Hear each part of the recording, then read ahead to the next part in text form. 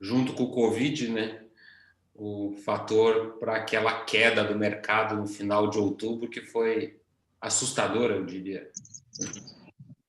Então vamos lá, começando a gravação, oficialmente boa noite a todos, vamos começar a Cartainva Capital, nosso famoso disclaimer. Então vamos começar pela eleição americana. Antes da eleição, muitas pesquisas mostravam que o Joe Biden ganharia fácil, e muita gente esperava, já se sabia que os votos demoraram a ser contados, porque nos Estados Unidos as eleições são diferentes.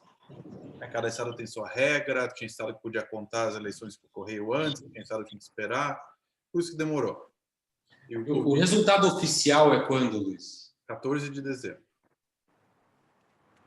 Então, como teve muita participação de eleitor por correio, né, por causa do Covid, sabia-se que essa participação era maior por democrata, todo mundo sabia, menos o Trump, que ia demorar para ter um resultado, né? Mas o Trump não achava que na noite mesmo ele ia conseguir ganhar, e o resultado da Flórida mostrou até que talvez ele pudesse ganhar, né? Porque o Biden estava na frente nas pesquisas. Mas o tempo foi passando, os votos foram sendo contados e o Biden acabou ganhando fácil, tanto em termos de colégio eleitoral, como em termos de voto popular. O Biden está com 51%, contra pouco mais de 46% do Trump, quase 5% de vantagem, que é uma das maiores vantagens da história, por incrível que pareça. E o número de recorde de votos. Então, o final vai ficar mais ou menos isso. Biden com 306 votos no colégio eleitoral e Trump 232. Mas como vocês podem ver abaixo aqui na Câmara, os democratas perderam alguns assentos. Luiz, o outgoing são os... O microfone aberto aí. Tá. Você fecha, Luiz. Era para ter microfone, agora só um pouco. Desculpem. Então, só voltando aqui, então os democratas perderam um pouco de votos. Na barra de cima são os... A barra de cima era quando estava... A barra de cima é quanto estava antes da eleição. Então, os democratas tinham 232 cadeiras no Congresso, agora tem 222. Mas ainda assim, a maioria é 218. Então, eles perderam algumas posições, mostrando que o voto para presidente foi um pouco diferente do voto para as câmaras menores. Basicamente, mostrando que não foi um voto contra os republicanos, mas sim um voto contra o presidente. Mas, Luiz, então na Câmara os democratas continuam a maioria, no Senado os republicanos continuam com a maioria, entretanto as diferenças diminuíram. No Senado diminuiu para 1 a diferença? Não, hoje tem 50 republicanos e 48 democratas, mas tem uma eleição de desempate na Geórgia, 5 de janeiro, que vão ter 2 vagas para o Congresso, para o Senado, desculpa. Então pode empatar? Pode empatar. A gente pode ter 50-50 e, pela lei dos Estados Unidos, quem desempata um empate de votos no Senado é o vice-presidente.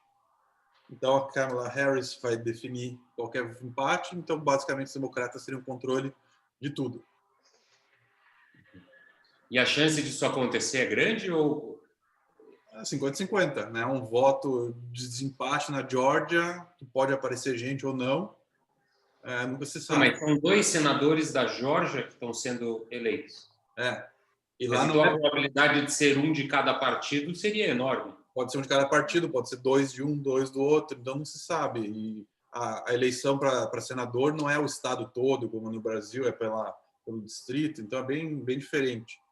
E lembrando que na Geórgia teve uma grande mobilização popular, teve uma mulher lá, uma senhora, que conseguiu mobilizar 800 mil pessoas para se cadastrarem para votar. Então tem uma mobilização grande lá, ultimamente, principalmente dos democratas. Vamos ver o que vai acontecer disso. Mas há uma chance significativa dos democratas tomarem conta de tudo, que não é o que o mercado viu depois das eleições, né? A gente teve uma alta grande, principalmente porque os republicanos parece que vão ter controle do Senado, o que quer dizer que os Estados Unidos vai gastar menos no futuro, porque o Senado pode barrar muita coisa que o Biden queira fazer. Então, isso pode fazer com que o mercado não goste muito porque a parte fiscal dos Estados Unidos já ficou fragilizada devido à ajuda do Covid, né? Foram trilhões e trilhões de dólares. Então, vamos ver como é que vai ser isso. Mas tem algumas semanas para acontecer. Agora sim, vamos passar, depois das eleições, aqui o que aconteceu este mês de novembro, que foi sensacional. Vai lá, Rafael. A definição da eleição americana junto com as vacinas do coronavírus fizeram os mercados acionários internacionais observarem as maiores altas aí de décadas. O S&P 500 foi a maior alta desde a década de 80, né, Luiz? Se não me engano, desde 87. Melhor novembro desde 87. Lembrando que o outubro de 87 foi horrível, né? Tá. O MSCI World, que é um índice mundial, teve melhor desempenho desde o início da década de 90. O Ibovespa, que subiu quase 16%, teve a maior alta desde 2016, se eu não me engano. Março de 2016, eu anotei aqui. Só que antes de março de 2016, só em 2002 que tinha tido uma alta tão grande como essa que a gente observou. Lembrando que março também foi uma das maiores quedas da história. Então, quando veio a pandemia em março, a gente viu uma das maiores quedas da história. E agora que surgiu a vacina e resolveu a questão da eleição americana, o mundo observou uma das maiores altas da história nas bolsas de valores mundo afora. E a Bolsa do Brasil acabou subindo mais do que a média. O S&P 500 subiu 10%, o MSCI World subiu 12% e o Ibovespa subiu 16%. Subiu mais do que a média. Só que isso apenas fez a Bovespa, nossa Bolsa de Valores aqui, vir para os níveis médios do mercado mundial. O Brasil chegou a ficar em terceiro lugar, de baixo para cima, ou seja, a terceira pior queda no ano na Bolsa de Valores, mas agora vocês podem ver que está no meio ali entre Suíça e Hong Kong, com uma queda agora muito pequena. A gente chegou a ter uma queda bastante ampla e ficar entre os 3 piores do mundo em Bolsa de Valores. O mundo inteiro subiu e isso tem alguma justificativa? Está caríssimo? De acordo com um valuation do Ibovespa que nós tínhamos feito há poucos meses, o valor justo seria 1.100 pontos. A época estava bem abaixo disso, estava lá na casa dos 94, 95 mil pontos. Então, ele veio para o nível que a gente considerava justo e passou, né? Porque agora está acima de 102 mil pontos. Hoje, se não me engano, fechou ali 112 e alguma coisa. E tem justificativa? A gente acha que tem um pouco de justificativa, sim, ficou um pouco caro, mas não é desespero para sair vendendo tudo porque vai despencar. Por quê? Ali a gente apresenta 3 fatores que não são vistos todo dia. O primeiro deles é taxa de juros. Taxa de juros no mundo todo está muito baixa. Em alguns lugares do mundo está negativa. A taxa básica de juros no Brasil está em 2% ao ano. Então, isso faz com que o valuation das empresas fiquem um pouco maiores. Outra questão, o impacto econômico da pandemia não vai durar para sempre. Então, isso já saiu do valuation, porque as projeções futuras já não contam mais com lockdowns severos ou com uma desorganização da economia, como a gente viu, principalmente no primeiro semestre desse ano. E o terceiro fator, que talvez seja o mais importante de todos, a gente parafraseou ali o Maradona, la mano de Dios, porque os bancos centrais e os governos do mundo afora injetaram muito dinheiro nas economias. E esse dinheiro também está indo para o mercado de ações. Então, há algumas justificativas para a gente ver os índices de ações estarem talvez um pouco acima dos valores considerados justos. E lembrando que os valores considerados justos são meros cálculos imperfeitos. Ninguém pode garantir e dizer qual que é o valor justo. Talvez o valor justo seja o valor que a gente vê na tela. Mas, claro, subiu, a gente vendeu posições dos clientes, reduzimos aí próximo de 10% as posições de clientes, menos até do que a própria alta do mês passado, mas não estamos vendo vales no mercado de ações tão em breve. Daqui a pouco vamos falar o porquê. Luiz, só me ajuda aqui. Quantos trilhões de dólares foram injetados na economia? Eu procurei isso, não achei o valor exato, mas foram muitos trilhões. Tipo, algo em Sim. torno de 10% do PIB global. E quanto que é 10% do PIB global? Não sei, mas é tipo 10 trilhões, pelo menos. Alguma coisa assim. Eu diria entre 5 e 8 trilhões. Nos Estados Unidos, entre 2 e 3. Na Europa, você pega mais ou menos o mesmo valor e um pouquinho lá na Ásia. Deve ter sido algo próximo aí de 6, 8 trilhões Isso, mas de isso dólares. foi injetado de ajuda do governo, né? Mas se considerar os programas de recompra de ativo, a expansão do balanço dos bancos centrais e juros baixos, né? O valor é gigantesco.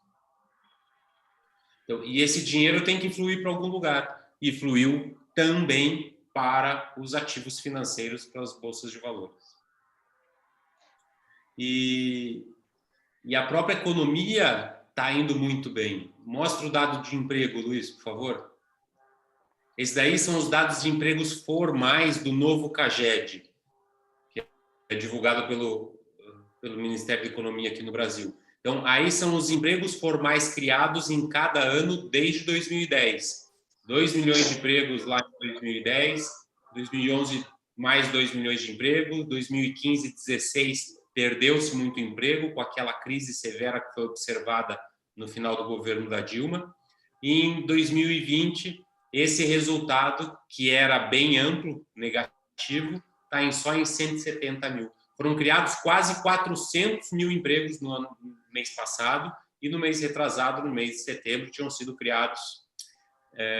Eu falei mês passado, mês retrasado, mas é por causa da divulgação dos dados, né? Lá em setembro foram criados próximos de 300 mil empregos. Então, em 2 meses, 700 mil empregos formais foram criados no Brasil e o saldo, que estava, claro, muito negativo, está se aproximando do zero. É bem provável que, com os dados de novembro, a gente tenha um saldo próximo de zero ou até mesmo positivo na criação de empregos formais. Aí vocês podem me perguntar, não, então o crescimento do desemprego vai ser zero. Mais ou menos, porque todo ano tem maior gente querendo trabalhar. A população brasileira continua crescendo, então todo ano aí tem algo próximo de 1 milhão de pessoas entrando na população economicamente ativa, na PEA. E um dado interessante para mostrar, Luiz, é esse dado por estado. Reparem, Santa Catarina e Paraná criando mais de 30 mil empregos. Pará, Mato Grosso, Goiás, todo o centro-oeste e o norte do país estão criando empregos formais nesse ano pandêmico. Do outro lado, lá a gente vê Rio de Janeiro, São Paulo e Rio Grande do Sul como os líderes de perda de emprego. Mas a maioria dos estados estão mais criando emprego do que destruindo emprego nesse ano, e o número deve melhorar um pouco ainda até o final do ano, porque a gente tem 2 meses. Dezembro é comum se perder emprego, mas se a gente ganhar 200 mil empregos em novembro e perder 100 mil empregos em dezembro, vamos fechar o ano muito próximo do zero em perdas de emprego. Aí uma coisa muito importante, nível de utilização da capacidade instalada da indústria está no melhor nível desde 2014. Então, desde antes da crise da Dilma, que não se via um nível de utilização da capacidade próximo de 80%. E melhor, índice de confiança da indústria está nos melhores níveis desde o final de 2010. Então, a indústria brasileira nunca esteve tão esperançosa num futuro bom ou num futuro promissor como está nesse momento. Ou seja, a economia não está ruim. A gente vê o setor da indústria, que é um setor que sofreu muito nos últimos anos, super otimista e bombando, eu diria assim, que pelo menos nos últimos 4, 5 anos nunca esteve tão bem. A da indústria também, o câmbio ajuda, né? As exportações. Sem dúvida. Ajuda a indústria, mas atrapalha uma outra coisa, né? Vai para o próximo slide. A inflação. Exatamente. Então, Murilo, acho que você já pode começar a falar da inflação. Esse aquecimento da indústria, da economia como um todo, tem um lado negativo, né? que a gente tem visto aí nos últimos meses, estamos monitorando a inflação e ela tem acelerado bastante. Assim, ainda acho que é importante monitorar, mas nada que tenha ultrapassado a meta do governo. Mas é o segundo mês que a gente está tendo a expectativa do IPCA, que vai sair só semana que vem. A gente está tendo aí uma expectativa de 0,83% de alta. No mês passado foi por aí também, 0,9%. E eu já vou chegar lá, mas a expectativa é que isso se mantenha ou até suba. Como o IPCA só sai semana que vem, a gente trouxe os dados do IPC-FIP aqui, que foi divulgado terça-feira. Ele abrange a cidade de São Paulo somente, mas já é uma prévia interessante para a gente avaliar. Só um pouco, o IPC. Fale. FIP, eu queria mostrar aqui como a expectativa de inflação mudou durante o ano, né? A gente chegou em maio, junho aqui com uma expectativa para 2020 de 1,5%, e agora a gente está aqui há 16 semanas revisando a expectativa de inflação para cima, a gente está com 3,5%. O mercado ainda não vê isso como perigoso no longo prazo, já que a Selic tem se mantido mais ou menos estável, com poucas mudanças até 2023. Mas a gente tem acompanhado, claro. Agora vamos sim ao IPC-FIP. Tá, o IPC-FIP de novembro teve alta de 1,03, tá? O acumulado de 12 meses está 5,78. Só para efeito comparativo, o IPCA, a expectativa, já falei, 0,83, né? Um pouco menos, e o acumulado de 12 meses, expectativa de 3,90, tá? Esse gráfico aí do IPC-FIP, desmembrado por item, ele mostra aí quem que está sendo o vilão, né, da inflação, né? Que fica claro que a alimentação, desde agosto, tem subido forte e deve continuar assim, tá? Principalmente por conta da estiagem. Não tem melhora muito próxima, tá, disso. Então, principalmente alimentos frescos devem continuar pressionando a inflação. A gente teve também esse mês uma surpresa, não sei se foi esse mês, mas essa semana aí a ANEEL antecipou a alteração da bandeira vermelha, tá? Isso também deve impactar forte a inflação, porque eu não sei se vocês estão lembrados, mas no início do ano, perto da pandemia, a ANEEL estabeleceu a bandeira verde por conta da pandemia. E agora, com o reaquecimento da economia, a ANEEL teve que mudar. Na verdade, esse prazo seria até 31/12 para manter a bandeira verde.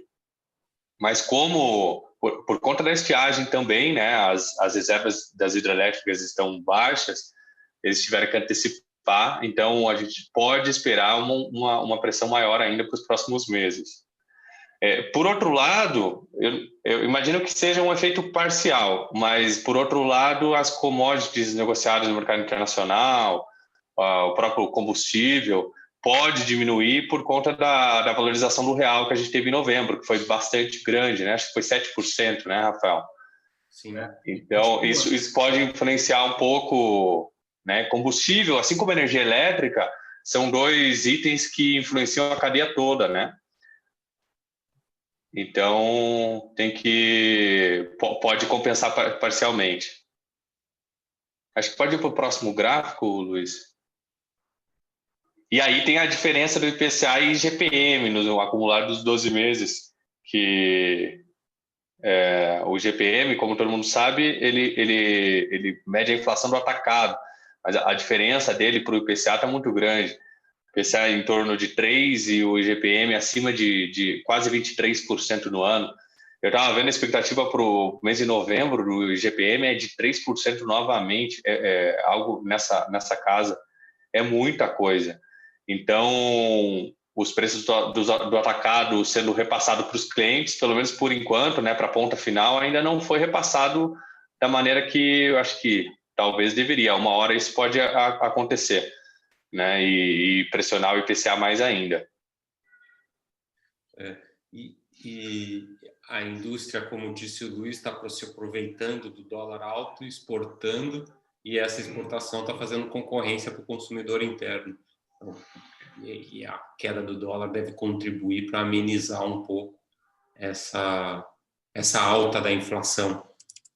E a balança comercial está ótima, né? Mas as importações estão voltando. Esse último mês já foi um saldo menor do que o do mês passado, muito influenciado pelo aumento de demanda e talvez pelo fato do dólar ter parado de subir e ter começado a recuar agora.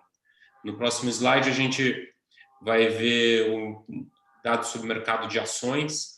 No gráfico abaixo, tem a maioria dos nossos clientes, das carteiras de ações dos nossos clientes, tem os ativos que estão ali embaixo. Do lado esquerdo, vocês podem observar os fundos, o índice BRA e os 3 fundos passivos, que é o que segue o IBRX, o fundo de empresa pequena, small caps, e o IVV, que segue o SP500. O SP500 ele subiu 10%, só que como o dólar recuou, o IVB11 acabou subindo apenas 4%. Os 4 fundos ativos que a gente tem ali, que é o Constellation, RIX, Dahlia e Opportunity Long Bias, os 4 perderam para os benchmarks, para os principais índices. Entretanto, o que fez o resultado da nossa carteira ficar acima da média, que nós vamos ver mais à frente, foram as ações Itaúsa, BR Malls, Cirela, Lojas Renner e Edux, a antiga Estácio, empresa de educação. Todas elas subiram mais do que o Ibovespa. E isso contribuiu positivamente, fez a nossa carteira render mais do que a média. Mas o que eu queria mostrar era o quadro de cima. No quadro de cima, a gente tem os 4 meses de maiores altas desde janeiro de 2000, ou seja, os últimos 20 anos. Rendimento do Ibovespa nesse período foi 551%, considerando os 4 meses, considerando todos os meses desse período todo. Quem perdeu a maior alta desse período de 20 anos e não se estava no mercado no mês de outubro de 2002, ao invés de ganhar 550, ganhou 450. Então, um mês de alta, por ser juros compostos, né, fez a carteira desse investidor ser 100% menor de rentabilidade do que quem ficou todos os dias no mercado. E mês de novembro de 2020, como vocês podem ver ali, subiu 15,90. A diferença para quem conseguiu estar neste mês no mercado de ações e a pessoa que não estava nesse mês, a diferença é de 70% aproximadamente, dali de 370 para 300. Então, cada dia que você perdeu, cada mês que você perdeu desses daqui, fez com que o teu portfólio rendesse aí entre 70% e 100% a menos nesse período. Claro, se você também não estava no mercado no mês de março, teu portfólio vai render 200% a mais num período de 20 anos. Mas é só para demonstrar que sair totalmente do mercado ou querer apostar todas as fichas em determinada hora não vale a pena, porque quem ia acreditar que novembro seria o melhor mês dos últimos, sei lá, 20 anos, aí, os últimos 5 anos, 10 anos? Quem ia acreditar que março do ano passado seria um dos piores meses da história? A gente não consegue prever esses fatos que estão tão longe da média. Só que são esses meses que estão tão longe da média que mais contribuem para a média. Então, é muito arriscado você ficar fora do mercado sempre. Queremos apostar em ações? Legal. Queremos ter quanto? 10% em ações? Beleza, mas nunca tenha zero. Você quer ter 10 e quer reduzir o seu risco? Fique com 5% em ações. Você tem 10 e quer aumentar o seu risco? Fique com 15% em ações. 20% no máximo. Mas a gente precisa tomar muito cuidado para ficar no ou tudo ou nada. E os dados aí comprovam e os cisnes negros que aparecem de vez em quando aí comprovam que isso que a gente está falando. E é importante... Nessa tabela tem os indicadores. Então, a gente está fechando aí o penúltimo mês do ano. A gente observa que o mercado de ações, depois de 3 meses negativo, voltou a ter rentabilidade excepcional, mas continuam no campo negativo aqui no Brasil. E o índice IFIX, que é o índice de fundo imobiliário, está caindo ainda 12%. O SP500 ali subindo 12%, o MSCI World subindo 9% nesse ano pandêmico. Por falar em índices, teve uma pergunta aqui relacionada a índices. A entrada da Tesla no SP500 poderá impactar de que maneira, né, o índice? Muito pouco. O SP500 ele é formado por 500 empresas, obviamente, e a capitalização dele é por valor de mercado. A Tesla chegou a 500 bilhões de dólares, passou a Berkshire Hathaway do Warren Buffett, uma das maiores empresas do mundo já. Mesmo assim, ela vai ter um pouco mais de 1%, talvez, no índice, vai depender do valor de mercado dela, onde é que entrar. Então, mesmo com toda a volatilidade que ela tem, vai ter um pouco mais de 1%, a representatividade dela não é tão grande e o impacto, obviamente, vai ser minimizado por causa disso. Ou seja, se ela cair 50%, estaria um impacto no índice de meio. No total. Não É isso. Nada relevante. E ali embaixo a gente tem o resultado do nosso portfólio. A carteira de renda fixa subiu 1%, a carteira de imóveis subiu apenas 0,2%, a de ações 16%, investimentos alternativos, os fundos multimercados, subiu 1,4%. O total do rendimento do portfólio no mês de novembro foi 3,78%. A nossa alocação, a gente não fez grandes alterações, a gente continua neutro em renda fixa. Na classe de imóveis, a gente continua um pouco pessimista, eu diria assim, um pouco negativo. Lá na classe de fundos multimercados, a gente continua um pouco positivo. O mercado está volátil esse ano, foi uma volatilidade impressionante que eu, particularmente, nunca tinha visto nos últimos 20 anos aí, nunca tinha visto isso, talvez muito mais que 20 anos, na verdade. E por conta disso, a gente acha que os fundos multimercados podem se aproveitar do momento, e também não estamos encontrando ativos muito baratos para comprar, então a gente acha que os gestores mais ativos podem ter um desempenho acima da média no período. Rentabilidade do portfólio ali nos últimos 12 meses, um ano, 7,6 contra 5,49 do benchmark, que é um benchmark composto. Na nossa carta você consegue ler qual que é a composição do benchmark. Resultado desde o início continua ali próximo de 11% ao ano, que é a última linha que vocês enxergam ali embaixo, e está muito próximo ao benchmark também com 11% ao ano. A nossa grande diferença está nos últimos 5 anos. Em 2012 e 2013 a gente perdeu o benchmark, mas nos últimos anos a gente conseguiu ter um desempenho mais favorável. Em 5 anos, o desempenho do portfólio está 15% ao ano contra 13,70% do benchmark. Agora vamos para as carteiras. Algum comentário aí, Luiz Murilo? Não, tem uma pergunta só sobre dólar, se continua se desvalorizando nessa semana frente a outras moedas. Essa semana eu não vi, mas nas últimas semanas tem se desvalorizado contra diversas moedas, inclusive contra o real, como a gente tem visto. Uma informação importante, da Bolsa de Valores tinha saído mais de 70 bilhões de dólares e voltaram 32 bilhões de dólares no mês passado. No primeiro dia desse mês de dezembro já entrou 1 bilhão de dólares. Então esse fluxo positivo de entrada de investidores estrangeiros no Brasil está, obviamente, contribuindo para o dólar cair. Se esse fluxo continuar, tem espaço para continuar, porque ainda não retornou o dinheiro que saiu no ano, o saldo ainda é negativo. Se esse fluxo continuar e o governo não der grandes sustos nos investidores, é possível que o dólar continue recuando. A expectativa lá do Focus é que continue recuando, mas aquela expectativa é sempre errada. Qualquer expectativa do dólar é muito incerta, o câmbio. Então, qualquer notícia do governo aí pode atrapalhar. Mas está entrando dinheiro do estrangeiro e ele está fazendo a nossa bolsa subir. Na verdade, voltar para uma média no mundo, como a gente viu lá no início. Carteira de renda fixa teve um desempenho extraordinário.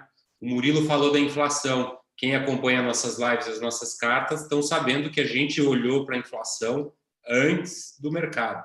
Então, a gente começou a apostar lá nos títulos de inflação de curto prazo e renderam o dobro do CDI, mais até do CDI no mês retrasado, e no mês passado rendeu quase 10 vezes o CDI, agora no mês de novembro. Então, nesses últimos 2 meses, os fundos indexados à inflação subiram bastante. E isso, obviamente, ajudou a nossa carteira de renda fixa ter um desempenho bom e recuperar um pouco a perda que a gente tinha tido em setembro. Acumulado no ano está em 2,82, o CDI está em 2,5, 2,6. A gente está com um desempenho um pouco acima do CDI. Volatilidade bem maior do que o CDI, mas também o desempenho do ano passado tinha sido o dobro do CDI. Tá? O que a gente considera ótimo. Se num ano bom a gente ganhar o dobro do CDI e num ano ruim ganhar só um pouquinho do CDI, a gente vai estar bastante feliz. O que a gente não está feliz é com a carteira de imóveis. O ano passado, nós conseguimos um rendimento acima de 40% na carteira de fundos imobiliários, acima da referência. O nosso histórico, desde o início, está muito acima do índice IFIX, mas esse ano, em particular, a gente está tendo mais dificuldade. Estamos perdendo 15% contra 12% do benchmark. Os fundos imobiliários são então, os ativos, a classe de ativo que está tendo o pior desempenho no mercado esse ano, e a nossa carteira está tendo o pior desempenho que essa média nesse ano.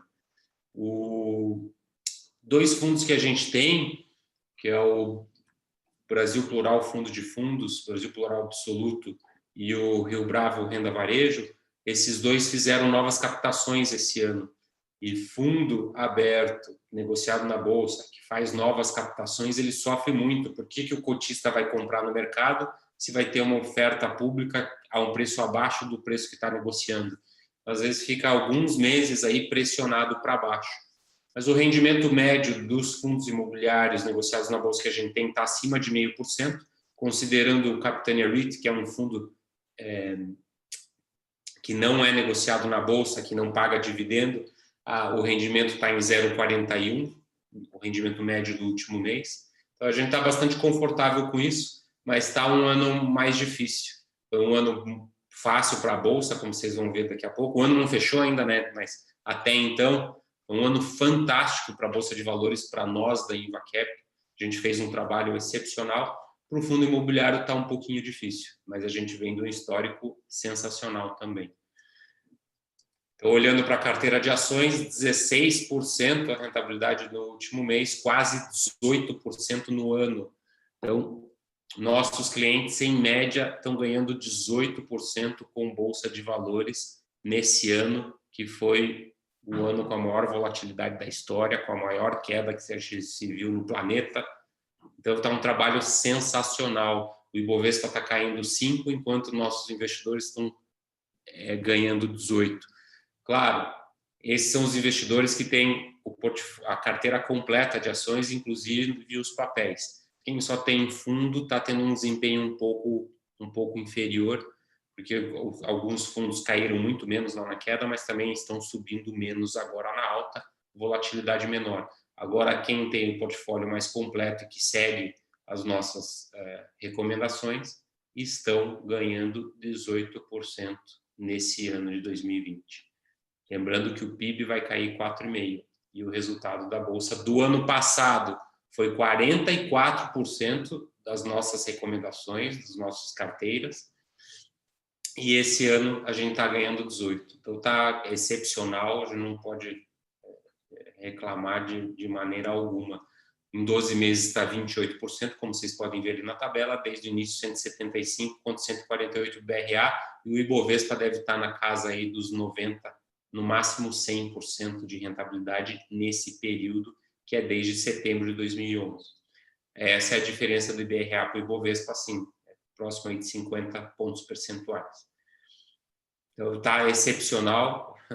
Brinquei esses dias com o pessoal aqui, que seria bom se a gente pudesse fechar a porta, fechar a Bolsa de Valores e fechar o ano dessa forma. Mas aí me veio um Murilo com uma notícia hoje que esse mês também está tudo subindo. Eu falei, freia, Murilo, calma. Deixa esse rendimento para o ano que vem, porque esse ano já está bom, já está muito bom.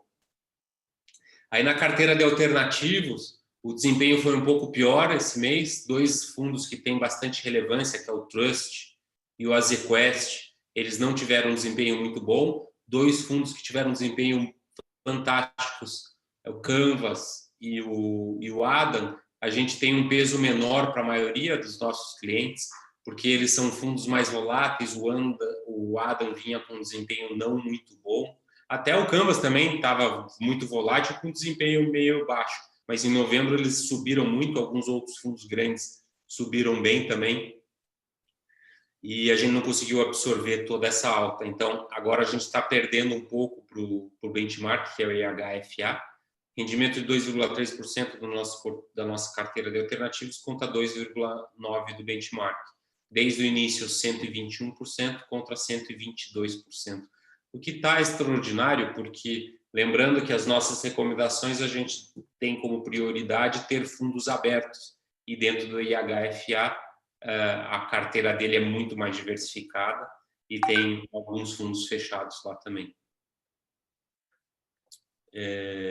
Quer fazer algum comentário sobre isso, Murilo? Dos fundos?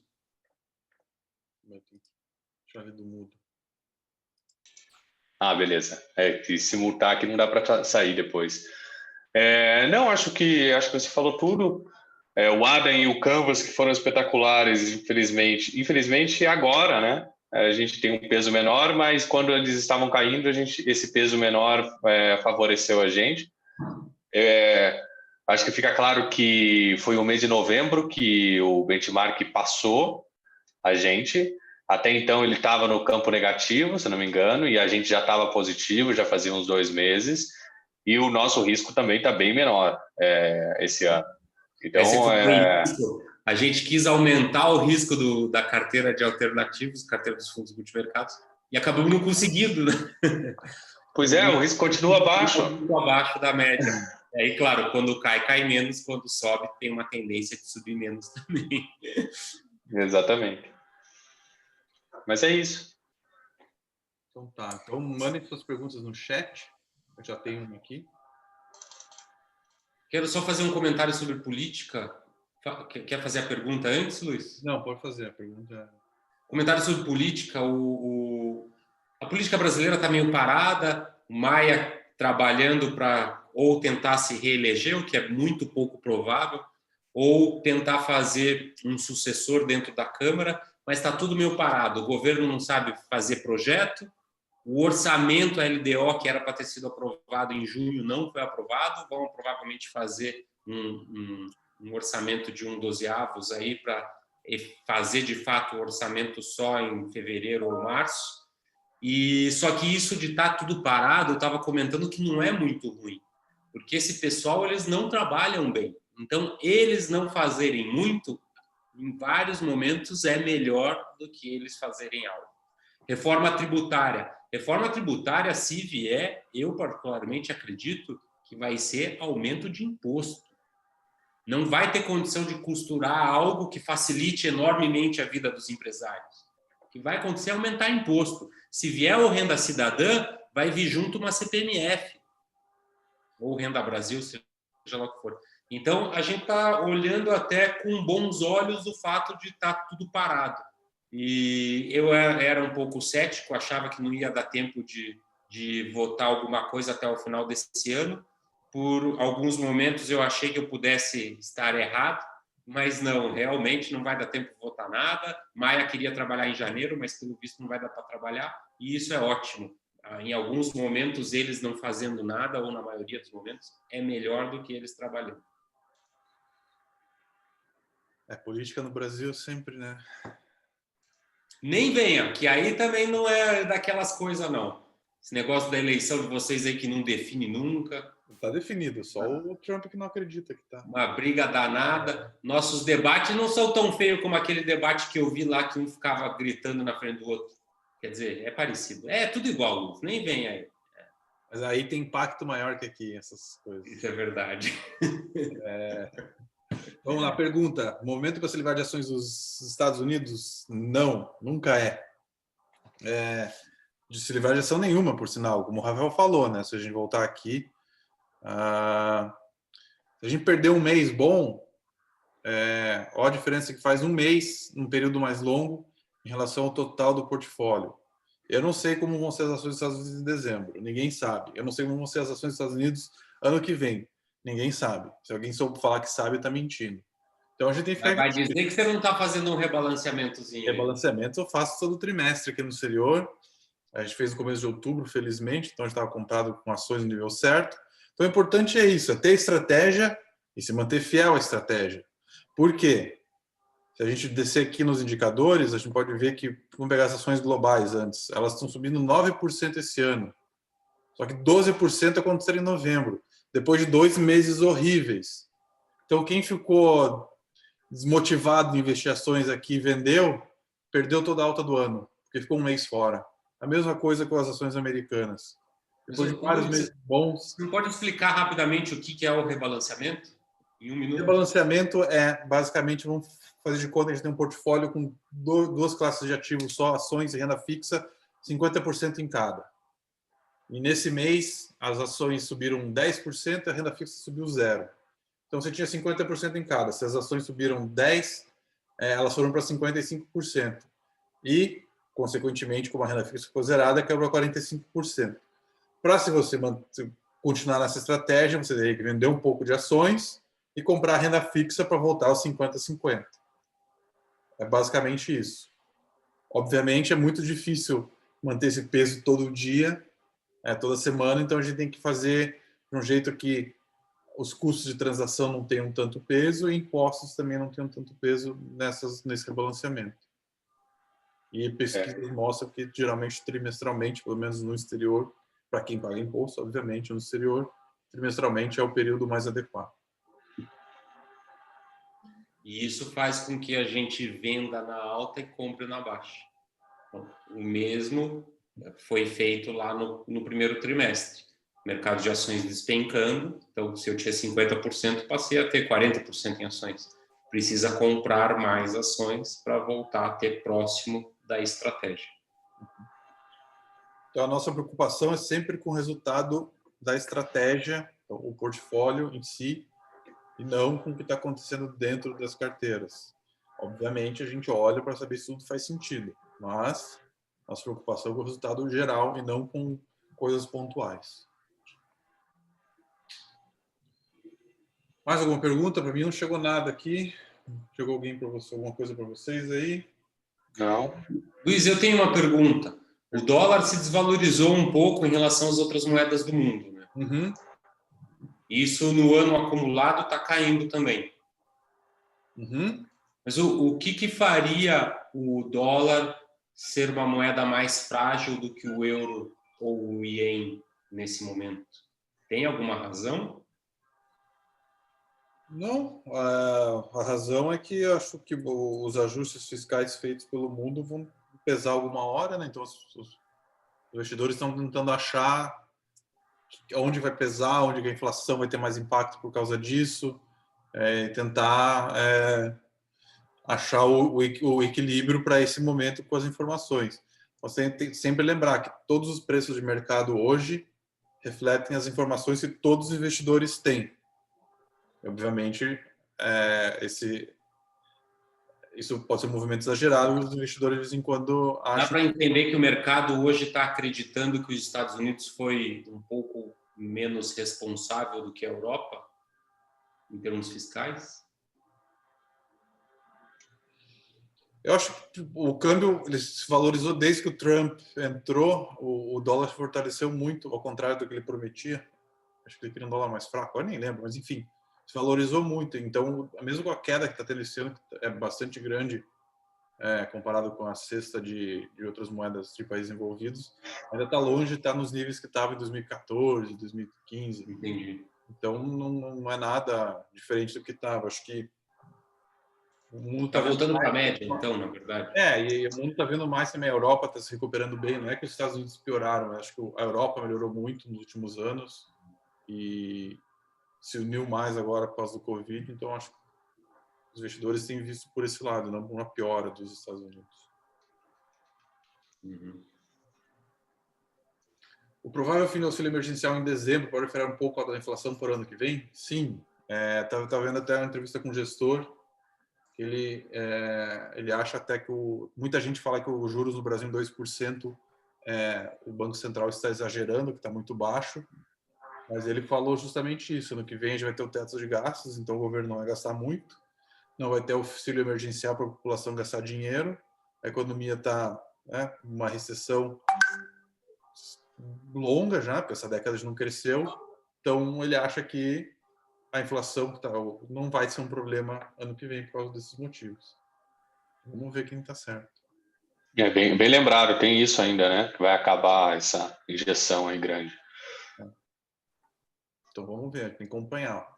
Aproveitando que vocês falaram de acabar o auxílio emergencial, tem um projeto, que esse projeto sim seria bom se o governo trabalhasse, que é o PLP 137, se eu não me engano, que liberaria mais de 100 bilhões de fundos sociais que estão presos para ajudar a pagar as despesas da pandemia, porque o auxílio emergencial abriu um buraco fiscal, né? E seria bom se tivesse um dinheiro que viesse para tampar esse buraco fiscal. Mas é um projeto que está parado, se eu não me engano, desde junho.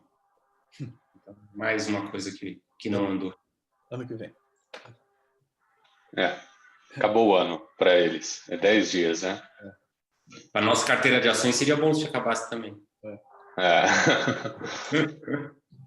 Então tá. Eu não tenho mais nenhuma pergunta aqui para mim no chat. Ninguém mais tem uma pergunta.